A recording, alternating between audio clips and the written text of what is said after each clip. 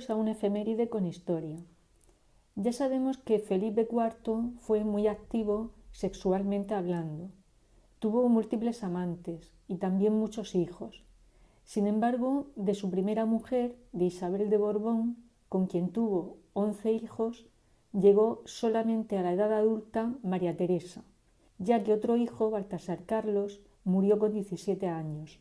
Por razones de Estado concertaron el matrimonio de María Teresa con su primo, el rey Luis XIV de Francia, porque Luis XIV era hijo de Ana de Austria, hermana de Felipe IV. Su esposo fue Luis XIII. El carácter tímido y bondadoso de María Teresa facilitó que ese enlace que había preparado su padre se llevara a cabo. Así que, en el año 1660, Felipe IV entregó a su hija como prometida a Luis XIV. Este acontecimiento tuvo lugar en la isla de los Faisanes. Aquella isla se encuentra en el río Bidasoa, justamente en la frontera entre España y Francia, por lo que una orilla es española y la otra francesa. Este matrimonio unía a los Austrias con los Borbones, pero no era la primera vez. Con los padres de María Teresa, Felipe IV e Isabel de Borbón, también se unieron las dos casas reales. Con los padres del novio, otro tanto de lo mismo. Luis XIII pertenecía a la casa de Borbón y Ana a la casa de Austria. Por cierto que este intercambio de princesas se produjo en esa misma isla de los Faisanes. A título anecdótico decir que Velázquez intervino en la preparación de ese acto. Velázquez fue pintor de cámara de Felipe IV y de su familia. De hecho, hay un cuadro muy conocido del pintor en el que representa a nuestra protagonista de hoy, a María Teresa de Austria, y la representa con una estética muy similar a la representada en Las Meninas, también obra suya. El matrimonio entre Luis XIV y María Teresa formaba parte del tratado llamado La Paz de los Pirineos, entre Francia y España. Con ese tratado, España perdía su influencia en Francia y asumía la hegemonía de Francia en Europa. Pero, en cualquier caso, lo que se pretendía con ese matrimonio era evitar los conflictos con Francia. Y esa paz entre ambos países permitiría a España, además, hacer frente a una crisis económica muy importante y a Francia hacer una reforma fiscal y militar. Sobre lo que sintieron los futuros contrayentes en el momento en que se vieron, da cuenta Madame de Motteville.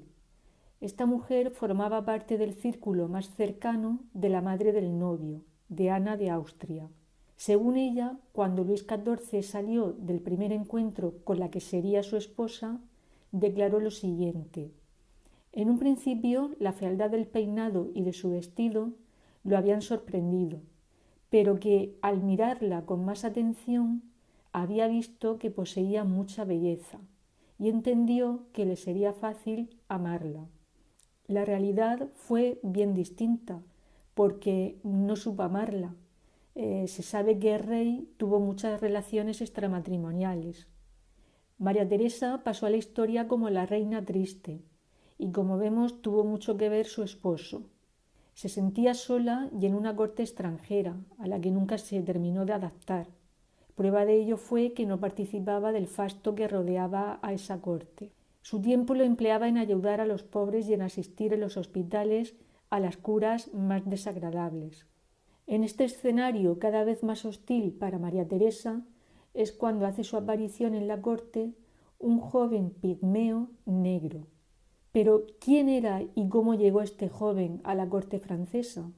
Se llamaba Nabo, y no le deis para atrás porque habéis oído bien. Un almirante de la Marina, más concretamente el duque Beaufort, fue quien consiguió ese esclavo en uno de sus viajes, y fue ese mismo almirante quien lo presentó a María Teresa como obsequio.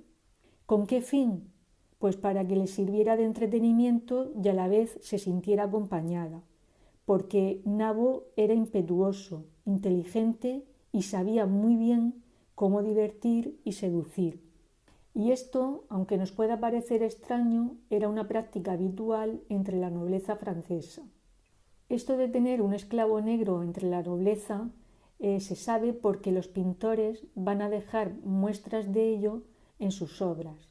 Era normal que en los retratos de esos nobles aparecieran acompañados por ellos. En noviembre del año 1664, María Teresa dio a luz a una niña. Respecto a este momento del nacimiento, Ana María Luisa de Orleans, duquesa de Montpensier y prima de Luis XIV, manifestó lo siguiente en sus memorias. El hermano del rey me contó lo difícil del parto de la reina, de cómo su primer capellán se había desmayado de aflicción, y el príncipe y toda la gente con él se habían reído de la cara que puso la reina cuando vio que la hija que había dado a luz se parecía a un pequeño moro que el señor de Beaufort había traído, que era muy bonito y que siempre estaba con la reina. Este rumor se empezó a extender por la corte, hasta que el día 26 de diciembre, al mes y medio de haber nacido la niña, se anuncia oficialmente que ha muerto, porque era débil y delicada, y se añadía, jamás tuvo salud. Esta declaración oficial podría haber zanjado el tema para siempre, pero no fue así. Y no fue así porque con el tiempo se abrieron nuevas interrogantes.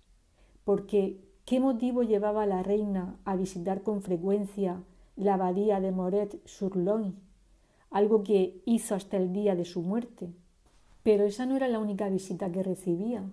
También la visitaba la marquesa de Maintenon, y da la casualidad de que esta persona era la encargada de criar a los hijos bastardos del rey durante algún tiempo.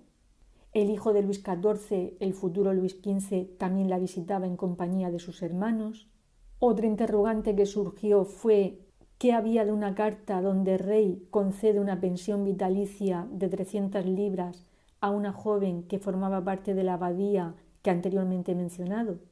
Esa joven se llamaba Luisa María Teresa, que si os fijáis, su nombre es la suma de los nombres de los reyes. También la llamaban la monja negra de Moret. Pero es que incluso ella misma, la monja negra, afirmaba que procedía de alta cuna, llegando a insinuar que era hermana del delfín de Francia y del resto de hijos de María Teresa. En este punto tuvo que intervenir Madame de Maintenon. Esta mujer había acumulado un gran poder en el ambiente político de Francia, porque, todo hay que decirlo, era la favorita del rey. ¿Qué hizo Madame de Maintenon? Pues visitar a la monja para intentar quitarle esa idea de la cabeza. Pero quedó solo en eso, en un intento, porque ¿sabéis qué le contestó? Le dijo, Madame, que usted esté aquí solo confirma que soy la hija del rey. Muy aguda por su parte, ¿no? Aunque, como he dicho anteriormente, la versión oficial fue que la niña murió recién nacida, lo cierto es que en el momento del nacimiento hubo que dar una explicación sobre su aspecto. En este sentido, los médicos que asistieron al parto dieron explicaciones de lo más variopintas. Por ejemplo, lo atribuyeron a la alimentación llevada por la reina durante su gestación, a su mala aclimatación a París. Decían esto porque un año antes María Teresa había dado a luz a una niña que murió también a los pocos meses. También sugirieron que a la niña le faltó aire durante el parto. Tampoco hay que olvidar que existían varios miembros de piel morena en la casa de los Médici, y los Médici estaban muy asentados en la Casa Real francesa. También se apuntó como posible causa de su piel morena a la cianosis. La cianosis consiste en la presencia de pigmentos anómalos en la sangre. Desde luego no faltaron teorías sobre la existencia de la monja negra de Moret. Se llegó incluso a decir que pudo ser hija bastarda de Luis XIV. ¿Y sabéis quién fomentó esta idea? El escritor, filósofo e historiador Voltaire. Parece ser que en una ocasión fue a visitarla al monasterio donde se hallaba y le encontró un gran parecido con el rey. Os preguntaréis que no será por el color de su piel, efectivamente, pero es que se supo que Luis XIV había tenido relaciones con una joven esclava negra. Sobre la identidad de esta joven se sabe que representaba el rol de salvaje en las obras teatrales que se representaban en Versalles. Otra teoría es que fuera una huérfana de padres moriscos y entregada por Madame de Maintenon al convento. Según esta teoría, su origen estaría en un cochero morisco de rey que tuvo una hija cuyos padrinos fueron los reyes. Y como ahijada del monarca, esta niña podía referirse al delfín como su hermano. Bueno, ¿y qué fue de Nabo? Pues Nabo desapareció antes de que María Teresa diera a luz. Dicen que murió en ese momento, pero también se dice que pudo ser el misterioso hombre que estuvo encarcelado en la Bastilla. Me refiero al famoso hombre de la máscara de hierro. María Teresa murió en 1683 a los 44 años. Antes de morir afirmó algo que sintetizaba lo que fue su vida. Dijo: «Desde que soy reina no he sido feliz ni un solo día». Su cuerpo fue enterrado en Saint-Denis y su corazón fue conservado en Val-de-Grâce, como solía hacerse con los monarcas de Francia. Bueno, también decir que durante la Revolución de 1789 sus restos fueron profanados por los revolucionarios. Y sobre la monja negra de Moret, pues decir dos cosas: que existe un cuadro de ella del año 1695 y ese cuadro se puede ver en la Biblioteca de Santa Genoveva, en el barrio latino de París, y que murió en el año 1732. Y de todas estas teorías que hay sobre la monja negra de Moret, ¿con cuál os quedáis vosotros? No os olvidéis de darle al me gusta si os ha parecido interesante el vídeo y de suscribiros al canal. Hasta el próximo día.